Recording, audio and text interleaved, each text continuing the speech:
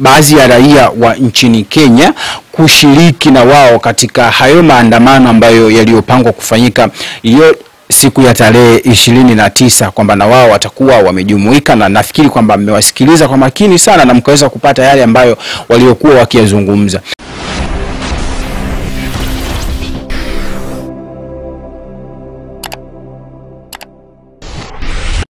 Hey guys, kwa mara nyingine tena leo tunakutana tena ndani ya Hans TZ kwa mara nyingine tena.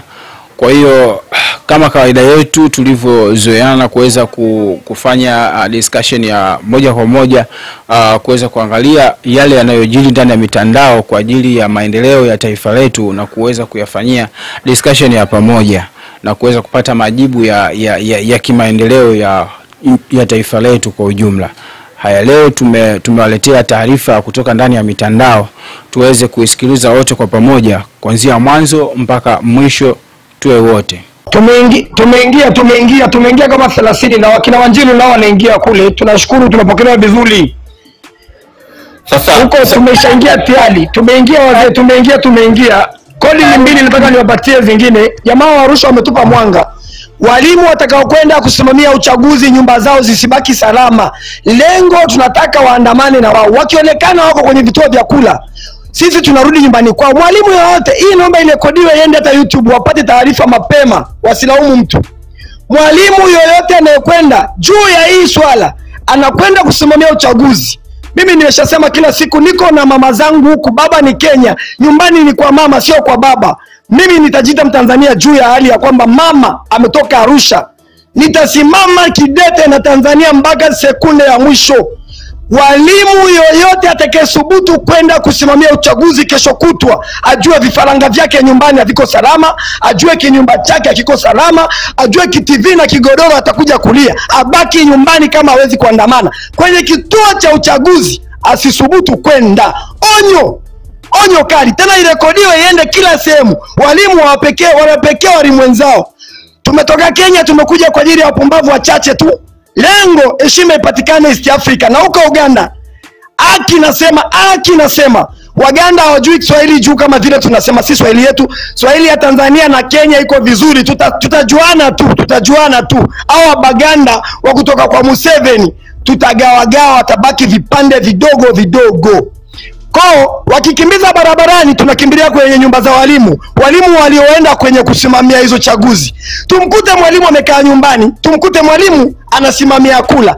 Aki nasema walimu tutadili nao. Mwalimu yoyote, mtumishi anayekwenda kusimamia chaguzi juu ya hii issue, tutanyoka naye kesho kutwa. Tuko kwenye kambi hapa, tuko 30. Wako wa Kenya zaidi ya 28 jumlisha na wale ambao wanaishi upande wa Tanzania wawili waliotuleta. Tupo hapa, tumepiga kambi, siwezi sema ni wapi, ila mtajibu, mtasikia matokeo yatakapopatikana.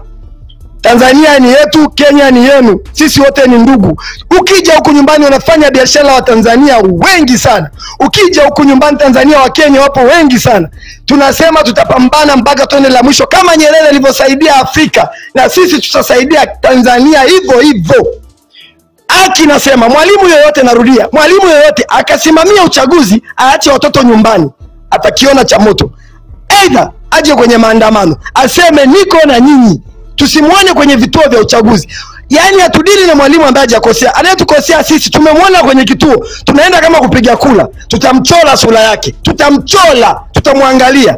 Ni simu na picha zinatumwa. Jamani, angalia ni huyu mtu umemwona, familia yake iko sehemu fulani. Hata kama iko Tabora, tutadili huko kwenu Tabora. Wewe jisifu, sema niko peke yangu huku, familia yangu iko mbali. Tutajua historia yako mpaka tujue ndugu zako wako wapi.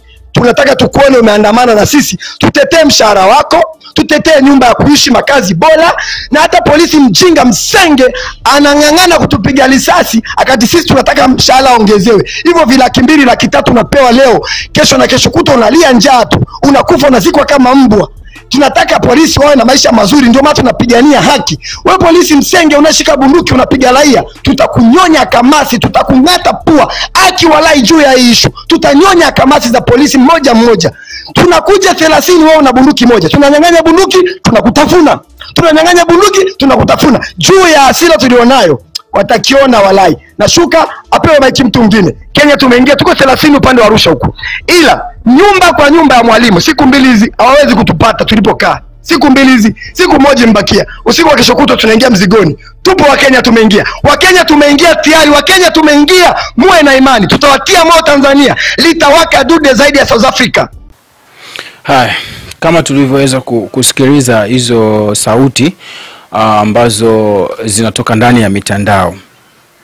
Najua tunaweza tukaelewana vibaya kama tulivyofanya before, labda katika kuchambua au kuelezea haya mambo, lakini kwa kifupi ni kwamba hii ni athari mbaya. Kama tulivyoweza kuona ubaya wa jeshi la Uganda kusikika kwamba limeingia Tanzania kwa ajili ya kuzuia maandamano. Nafikiri kwamba kila Mtanzania alikuwa na lake la kuzungumza juu ya hilo, na kila Mtanzania alikuwa hayuko katika hali ya kwamba labda mazungumzo yake yalikuwa na faida kwa taifa, bali alikuwa anaona kabisa kwamba kuna ubaya ambao unaotaka kuendelea katika taifa letu, ambapo sio wa kufumbia macho.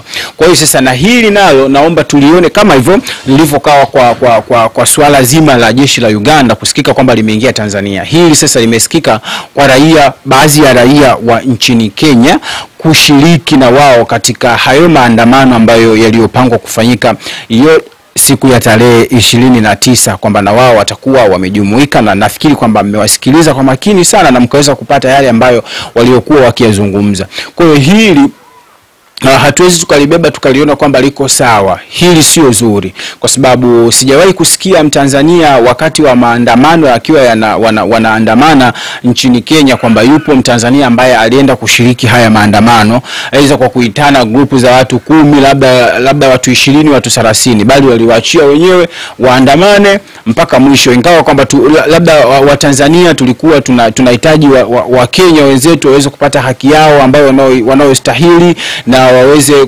kuishi kama zamani, na wote tulikuwa tukiwaombea wenzetu wa Kenya waipate amani, waishi vizuri tangu mwanzo wa hayo matukio yao ya kuandamana mpaka hatima ya huko kuandamana kwao. Lakini sio kwa kutoka Mtanzania yoyote, aidha wawili, watatu, wanne au 10 wakaenda kuweka dago sehemu fulani kwa ajili ya mazingira hayo ya kutaka kwamba hiyo siku kuisubiri ili waandamane. Hili ni tatizo, na hatutakiwi Watanzania kulifumbia macho swala la namna hii baada ya kulisikia au kuliona kila mmoja, kwa sababu unajua kwamba raia wa nchi nyingine anapokuja, hata kama anaweza akajitangaza kwamba anakuja kwa uzuri, labda kukusaidieni, kukupeni company, lakini huwezi jua aliyobeba ndani ya moyo wake, kwa sababu kila mmoja anakuwa na ya kwake.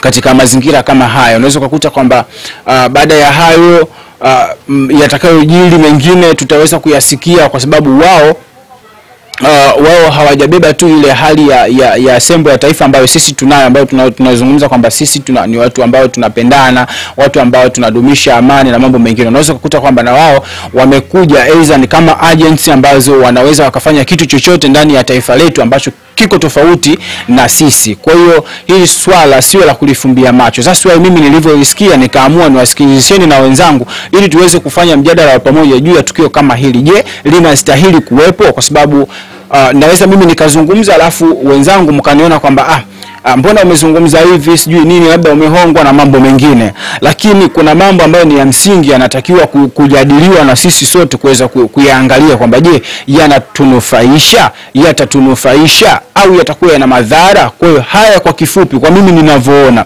kwa mtazamo wangu mdogo, bila hata kupewa senti moja ile na mtu yoyote yule, ninavyoona kwamba yana madhara, kwa sababu hatuwezi kupokea mtu kutoka Zambia, labda Zimbabwe, sijui wapi, Kenya, Uganda kwa ajili ya kuja kwenye taifa letu kwa ajili ya mambo ya kwetu sisi. Ya kwetu yatabaki kuwa ya kwetu na ya kwao yatabaki kuwa ya kwao, na pale ambapo panapohitajika kushare basi tutashare, lakini sio kwenye matukio ya kitaifa ambayo kama haya ambayo tunasema kwamba maandamano yametangazwa ya amani ni ya Watanzania na kura zilizotangazwa ni kura za Watanzania. Sijawahi kusikia kwamba kuna Mtanzania ambaye labda atatoka, labda Mkenya atatoka zake Kenya aje Tanzania kuja kupiga kura. Hilo swala halipo. Kwa hiyo na hata swala la kuandamana pia hawezi akatoka mtu Kenya akaja kuandamana Tanzania kwamba yeye anajijua kabisa kwamba mimi ni Mkenya, alafu leo atoke zake Kenya aje kuandamana huko. Tunakoelekea ndugu zangu, sio sehemu nzuri. Ni lazima tuambizane. Hili tukio sio zuri. Hawa watu kama ikiwezekana wastopishwe mara moja, wasiweze kufanya hiki kitu ambacho wanachokuja kukifanya. Waachie wenyewe wa Tanzania.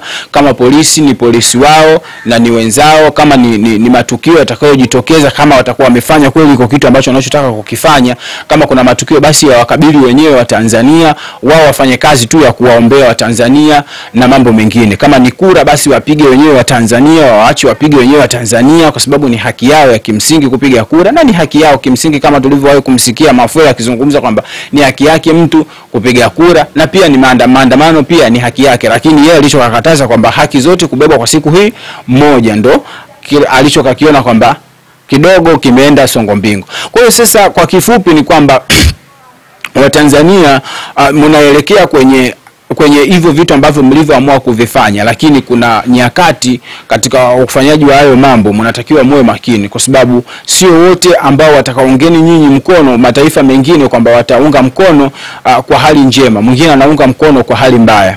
Ndio kama hivyo, yeye anakuja anakuambia kwamba yeye atakuja anataka kufyeka watoto wa walimu ambao watakuwa kwenda kusimamia uchaguzi. Hebu niambie ndugu yako, kwa sababu wewe hapo Mtanzania ambaye ndio umeamua kufanya hiko kitu unachotaka kwenda kukifanya, lakini wakati huo ndugu yako aweza akawa mwalimu na yeye ndo amechaguliwa kuwa msimamizi wa kupiga kura. Alafu sasa ndo anaenda anakuta hayo kwamba yeye ameenda zake kusimamia kupiga kura, hatimaye anarudi nyumbani anakuta watoto wake wamefyekwa miguu na mikono, na waliowafyeka ni ndugu ambao wametoka nchi jirani. Utajisikiaje?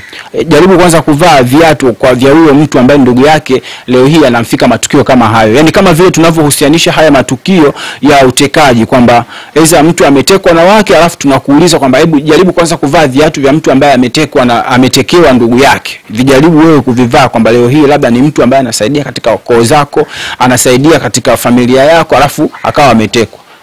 Utajisikiaje? Unajisikia vibaya. Kwa ni sawa sawa na mtu ambaye leo hii kaka yake ni mwalimu au dada yake ni mwalimu, shangazi yake ni mwalimu, ameenda kusimamia, amechaguliwa na serikali. Angekataa?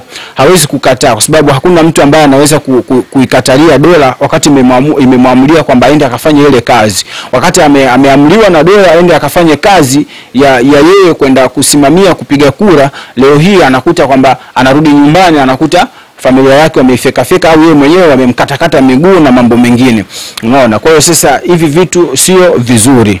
Kwa wao kama wameamua kuja, tuseme tu kwamba ni bora wangerudi kwanza wakasikilizia taifa la Tanzania litachukua hatua gani na watafikia hatima gani. Hayo mambo sio mazuri. Hao watu inawezekana wakawa wamebeba mambo ambayo ni mabaya. Hatuwezi kushabikia vitu kama hivyo kwamba wao watoke huko waje huku kwa ajili ya mambo kama hayo.